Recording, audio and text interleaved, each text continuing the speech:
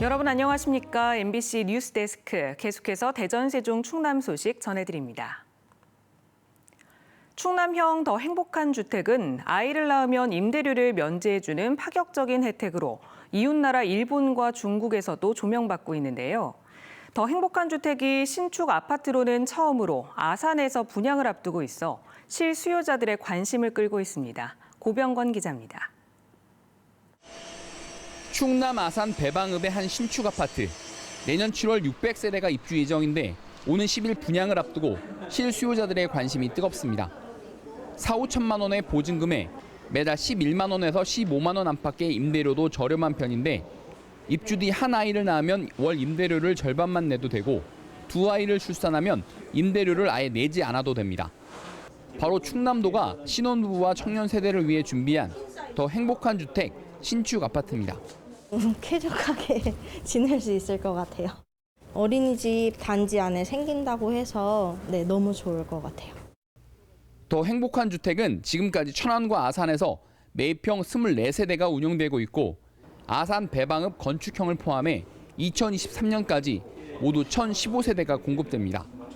저출산과 청년 세대의 거주 불안을 해결할 강력한 대안으로 떠올라 국내는 물론 중국과 일본 방송도 대대적으로 소개할 정도로 관심을 받고 있습니다. 3자녀 이상일 때는 한 8사 정도는 필요하지 않을까. 그래서 그 부분도 지금 같이 이렇게 검토를 하고 있습니다.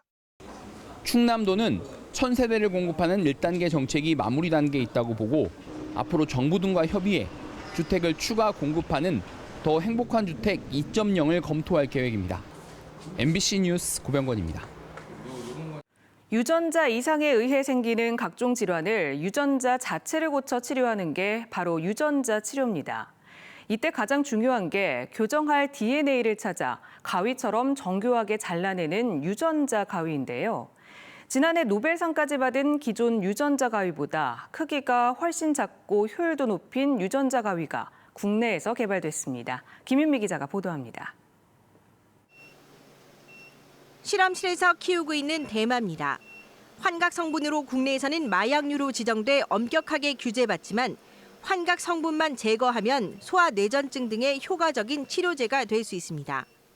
실제 대마의 유전체를 교정하기 위해 환각을 일으키는 DNA를 마치 가위처럼 정교하게 잘라내는 유전자 가위를 넣었더니 해당 DNA가 사라진 게 확인됐습니다.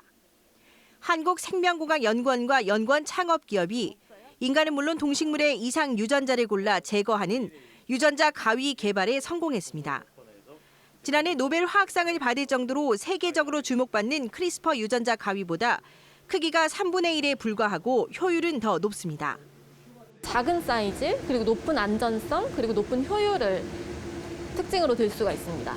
네, 기존의 이제 유전자 가위들은 높은 효율을 가졌지만 사이즈가 너무 큰 거예요. 그래서 이게 이제 전달하는 데 어려움이 있었고 특히 처음 의도하지 않았던 다른 유전자에 영향을 미치는 문제도 절반 이하로 확 낮춰 안정성까지 갖췄습니다. 대마처럼 식물에 적용할 경우 현재 허가된 수입산보다 훨씬 빨리 저렴하게 의료용 대마를 생산할 수 있고 시각장애나 혈우병, 암 등 사람의 다양한 유전질환 치료에도 활용될 전망입니다. 적용할 수 있는 질환이 간 위주의 한계가 있었는데 저희는 간, 그다음에 근육, 그다음에 눈, 그다음에 심장 이런 데 다양한 장기에 존재하는 유전 질환을 치료할 수 있는. 이번 연구 결과는 생물공학 분야 국제 학술지인 네이처 바이오테크놀로지 온라인판에도 실려 주목을 받았습니다. MBC 뉴스 김유미입니다. 지역에서 코로나19 신규 확진자 90명이 발생한 가운데 대전에서 코로나19 집단 감염이 연이어 발생하고 있습니다. 대전의 한 초등학교에서 최근 이틀 사이 1학년 학생 4명과 가족 2명 등 6명이 코로나19 양성 판정을 받았고 앞서 집단 감염이 있었던 대전 모 고등학교에서는 가족과 교직원이 감염돼 누적 확진자 수는 11명으로 늘었습니다. 세종에서는 10대 학생과 어린이 위주로 7명이 추가 확진됐고 충남에서는 서산과 천안 등에서 확진자 42명이 더 나왔습니다. 한편 대전에서는 지난달 1일에 확진된 25살 남성이 입원 치료를 받다가 숨져 코로나19 누적 사망자 수는 49명으로 늘었습니다. 개천절인 오늘 대전 문화동의 낮 최고 기온이 32도까지 오르는 등 한여름 같은 더위가 나타났습니다. 그 밖에 금산 31.1도, 천안 28.7도로 대전과 함께 이들 지역은 기상청 관측 사상 10월 들어 가장 높은 기온을 기록했습니다.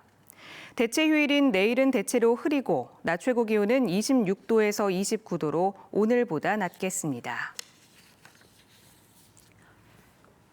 오늘 새벽 0시 50분쯤 논산시 상월면의 한 도로에서 30살 A씨가 몰던 SUV 받아 A씨가 숨지고 함께 타고 있던 30대 2명이 중경상을 입었습니다. 경찰은 친구 사이인 이들이 논산에서 공주 방향으로 이동하다가 중앙선을 넘어 사고가 난 것으로 보고 정확한 경위를 조사하고 있습니다. 세종시 신도심 지역의 치안을 도맡을 세종 남부경찰서 청사가 완공돼 모레 문을 엽니다. 세종 남부경찰서는 행복도시 17개 동과 금남, 장군, 연기면을 담당하고 3개의 지구대와 파출소 한 곳으로 구성됩니다. 세종경찰청은 김경열 총경을 초대서장으로 임명하는 등 남부경찰서 개서에 따른 인사를 단행했으며 오는 6일로 예정된 개서식에 김부겸 국무총리 등이 참석할 예정입니다. 공주와 부여에서 9일 동안 진행된 제67회 백제문화제가 오늘 막을 내렸습니다. 이번 백제문화제는 코로나19의 여파로 현장 행사와 비대면 프로그램을 병행했는데 주최 측인 공주시는 축제장에 약 10만 명, 온라인 프로그램에 20만 명가량이 참가해 흥행에 성공했다고 자평했습니다. 하지만 자연경관 위주로 현장 행사가 열려 백제문화제 본연의 볼거리가 부족했다는 의견도 나왔습니다. 올해 국정감사가 본격적인 일정에 돌입한 가운데 이번 주부터 지역 주요 기관들의 국정감사도 시작됩니다. 모레 행정중심 복합도시 건설청을 시작으로 7일에는 대전과 세종 충남교육청이 국회에서 국정감사를 받습니다. 지금까지 대전, 세종, 충남 소식 전해드렸습니다. 고맙습니다.